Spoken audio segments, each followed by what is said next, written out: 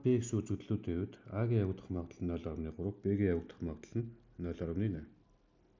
Тэгээд хоёулаа зэрэг явагдах магадлал нь 0.1 бол ийм магадлалыг олноо. Энэ нь юу гэсэн үг юм бэ гэхээр нөхцөлт магадлалын томьёо. За өөрөөр хэлэх юм бол А үзэгдэл явагдсны дараагаар Б үзэгдэл явагдах магадлал. Энэ бол нөхцөлт магадлалын томьёосоор P А Б хоёулаа зэрэг явагдах магадлалыг нь А явагдах магадлал А явагдсны дараагаар Б явагдах гэж учраас P А-д нь хувааж өгдөг. Зүгээр шууд энэ томьёон дээр оруулаад гарч ирэх юм байна. 0.1-ийг хуваах нь P А-гийн магадлалыг нь 0.3. За энэ цаашлаад 3.1 болох. Ингээд бол хэрвээ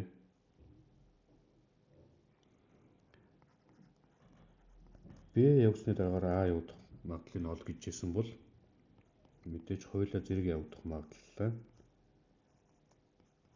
P Б-д нь хувааж өгнө гэсэн үг байна. За тэгэх юм бол дээдл нь угаасаа өгсөн байгаа 0.1. За доотлолтоо болохоор 0.8. За тэгэхээр 8.1 гэсэн магадлалтай гэж гарч ирнэ.